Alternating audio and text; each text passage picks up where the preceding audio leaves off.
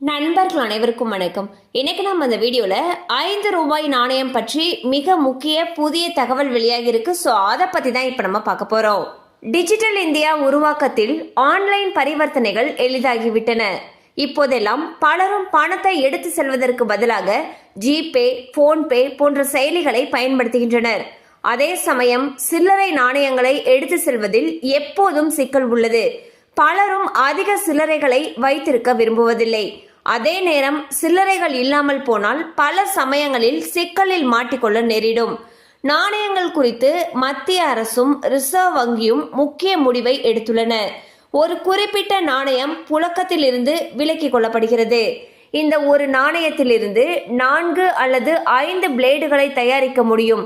இவ்வாறு பலர் பிளேடு வியாபாரம் செய்கின்றனர். கோடிக்கணக்கான ரூபாய் வியாபாரம் நடக்கிறது. பலர் நாணயங்களில் இருந்து பிளேடுகளை தயாரிக்கின்றனர். இதனால் தான் அரசு இந்த முடிவை எடுத்துள்ளது. தற்பொழுது தடிமனான 5 ரூபாய் நாணயங்கள் தயாரிக்கப்படுவதில்லை. மத்திய அரசும் ரிசர்வ் வங்கியும் இந்த முடிவை எடுத்துள்ளன. பித்தளையாலான 5 ரூபாய் நாணயங்கள் மட்டுமே புழக்கத்தில் இருக்கும். தடிமனான 5 ரூபாய் நாணயங்கள் கிடைக்காது. நாணயம் அல்லது ரூபாய் நோட்டுகள் புழக்கத்தில் இருந்து விலக்கிக் கொள்ளப்பட்டாலோ அல்லது புதிதாக வெளியிடப்பட்டாலோ ரிசர்வ் வங்கிக்கு மத்திய அரசின் ஒப்புதல் தேவை. தற்பொழுது 1 ரூபாய் முதல் 20 ரூபாய் வரை நாணயங்கள் புழக்கத்தில் உள்ளன. இந்நிலையில் 5 ரூபாய் நாணயம் புழக்கத்திலிருந்து விலக்கிக் கொள்ளப்பட இருப்பதாக தகவல்கள் தெரிவிக்கின்றன.